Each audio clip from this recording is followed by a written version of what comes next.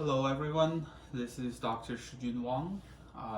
In today's video, I'm going to share with you my DMA years, my doctoral study years, and also why did I apply for this degree, for this very difficult program, that is to find an academic job in the United States. So I applied for Eastman School of Music. That is in the DMA world, the most notoriously difficult program to complete.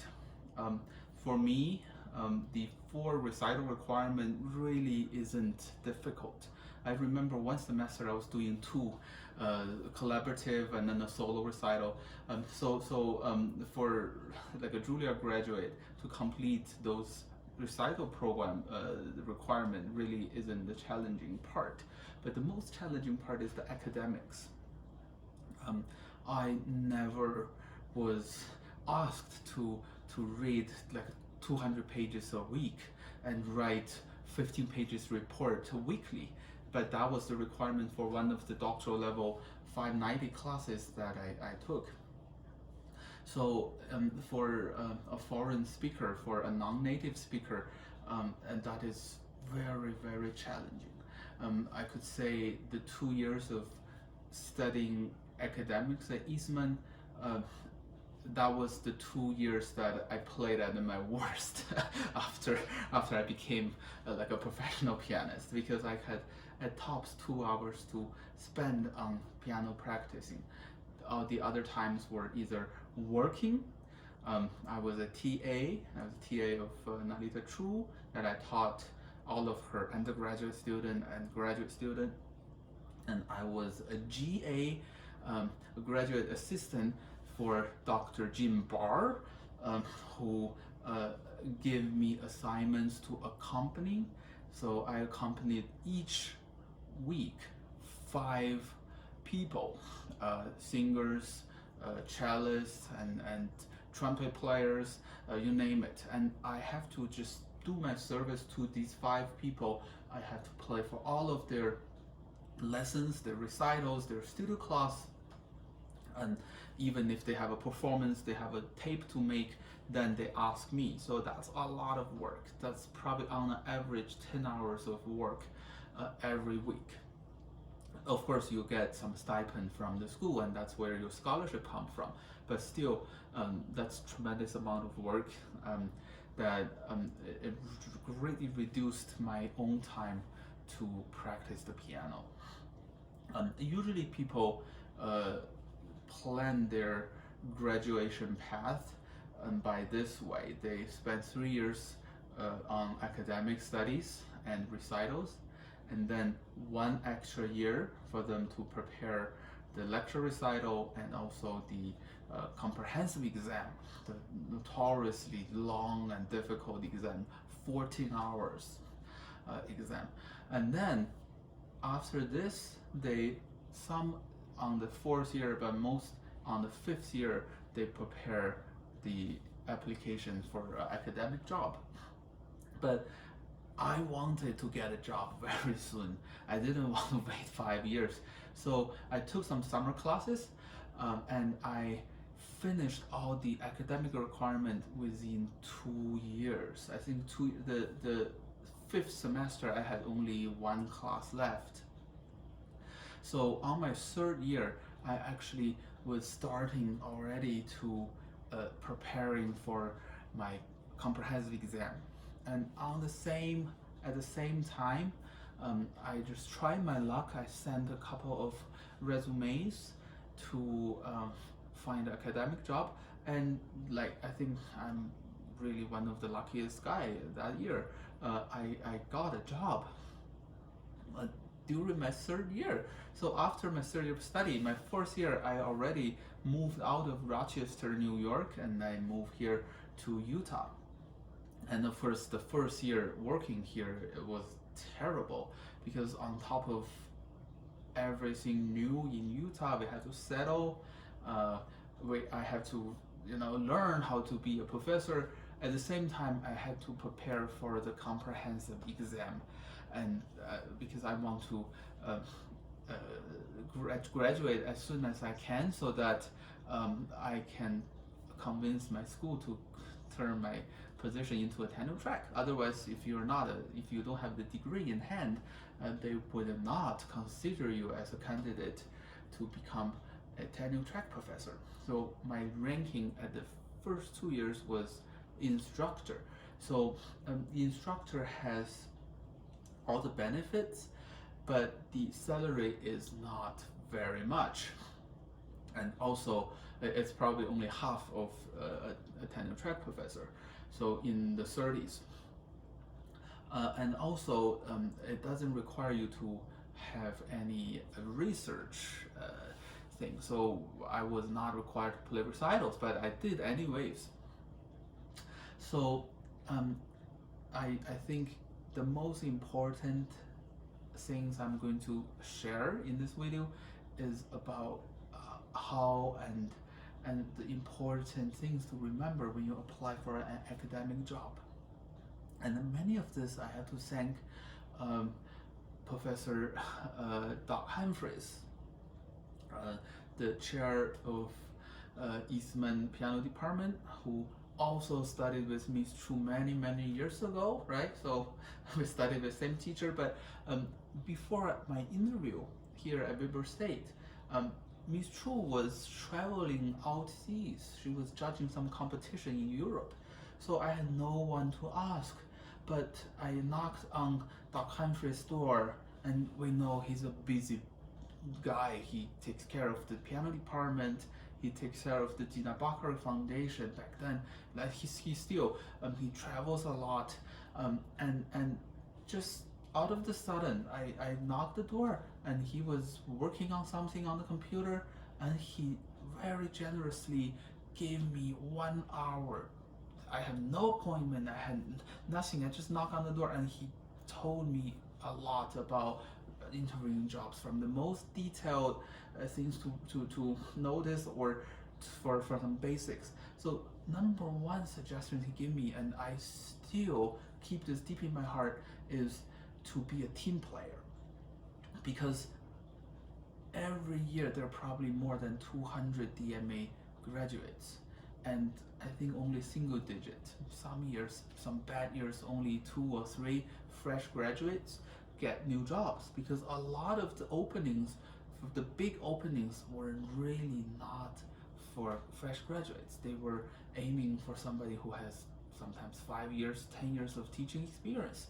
So these are already for established professors to change to a much better reputation school. So they won't even consider if you're a fresh graduate. And the first thing he told me is to make sure when other professors ask you, can you do this? You are there for it. For the jobs that nobody else wants to do as a fresh graduate, you're there automatically to volunteer. And you're not saying, my goal is to practice 10 hours a day when I'm a piano professor. No, your goal is to make sure the music department as a whole is developing in the right direction. Your job is to serve your students, and out of that. And that's very important for people like me who went to top conservatories, who had this work ethic of practicing piano every day. Now you're a professor. Your job is to take care of your student. Your job is to contribute and do service to the school, the college you're in. And sometimes, like the one I have, my college is not really just for performing art. My college is liberal art college that has English department, has visual art department, and sometimes we have to work together. And this year I'm the college representative for course fee committee. So I actually have to serve for the whole college on any course fee applications. I have to help them with the process, and I have to be in the committee to vote against or vote yes to the course fee changes. And that's his service for the whole college, for the whole university. And again, of course, I did this service after a couple of years of working here, but that changes the mindset. You're no longer a piano player. You're no longer doing this for yourself, right? You're part of a much bigger plan. Liberal Art College, you have to carry the duty of educating people. Okay, and number two thing that is important, even if you're still doing a DMA as a DMA student, you have to be versatile. You can't just play the piano. It will be better if you can accompany. It will be better if you can teach theory or solfege, ear training. It would be better if you're not only an expert on traditional repertoire, but if you can be, like, you have special interest on underrepresented composers, female composers, composers from diverse background, or even contemporary. Like you're there. I know some schools that they're very focused on contemporary music. Then just be something extra. So on your resume, not only mention you can play Tchaikovsky concerto, but also you can play Jeffsky. You can play something some names that people don't usually hear, but good compositions. And also, if you're interested in some social services and to service to underrepresented populations, that's also something that in colleges, in especially liberal art colleges, that we really care. And about this job application, usually the deadline is in November. And this year, because of the COVID situation, many schools extended their application deadline. And you would have to prepare for cover letter, resume, that's the most standard, and sometimes teaching philosophy, teaching diverse student background statement, and of course reference list. And be prepared if they ask you to provide some YouTube links of your performances. That's nowadays also a very standard requirement. And for those who applied or had applied for academic jobs, it is a really difficult time, and it's a really difficult field to be in. And I have sympathy on everybody, and I have sympathy on myself in this field, because it is just hard. And most of the time you apply, there's no reply whatsoever. Even if you don't get it, they don't tell you. But if you get it, you have to still, in some cases, wait for months for them to call you. And the biggest hurdle on this, and that's a false to the system, is that most of the jobs are fake. And what does it mean? It's required by law that any tenure track opening position has to advertise nationwide. So even if they already knew who they want to take, sometimes it's the adjunct professor who has been working there, who has been dedicating in that institute for over 10 years. And then they have an opening, they want to turn this opening and then hand it to this person we call the internal candidate. Sometimes it's 1 year, sometimes it's more than that. And then they have to do a national search. So people from everywhere will apply. They will waste their time, they will waste their energy, they will waste their hope, but they apply for something they will never get, even if they're, I guess, Horowitz, right? So, but that's the case. And I was, of course, sometimes I applied and then I got into the final stage, and I realized, oh, this is something and whatever I do, they won't take me. But after a while, you get used to this. And really, this is not the fault of the institute. This is the fault of the system. But I guess I am here to call, to cheer my fellow DMAs, my fellow music professors who are applying, who are in the job market. Don't be discouraged. Just keep applying. And me, myself, I have been to some search committees too, not for piano, but for other instrument.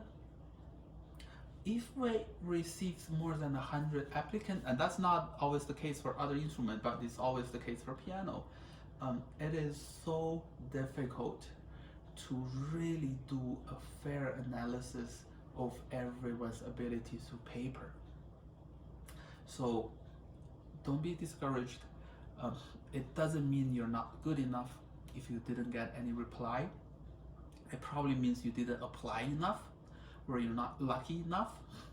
Okay, but if you get a call from any colleges, be nice, be willing to volunteer for whatever you want. Don't be self-centric, self-concentrated on only your own, but to have a bigger heart, to contribute to the higher education field. And this is really something I want to say after I've been working at Weber for 5-6 years, that many sides of me really grown into thinking like professors. I'm not just a pianist, I'm not just a piano professor. And in many cases, we have to dedicate ourselves into educating the next generations, not just only piano, but in liberal arts, in creative arts, so that people can think creatively. Can we teach people how to be a team player? If you think of the political environment nowadays, who do you believe on the presidential debate?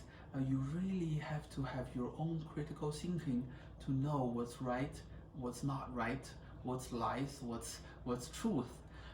So that is something, as a college professor, we're trying to educate the students. So actually the future of the country really very closely connected to what we do. So if you're thinking in that way, then when you're applying for a college job, then your colleagues will know, okay, we have our students on or in good hands, someone who knows the true purpose of higher education. I hope that you have the best luck when you apply, and you're welcome to leave your comments and if you have any questions regarding to college jobs application. Okay, and if you like my channel, please subscribe. And in the next couple of weeks, I'm going to focus on Brahms' Paganini variation. It's one of the most difficult pieces, but I truly dearly loved, and I'm happy to share my way of learning that piece with all of you on YouTube channel. Thank you for watching. See you next week.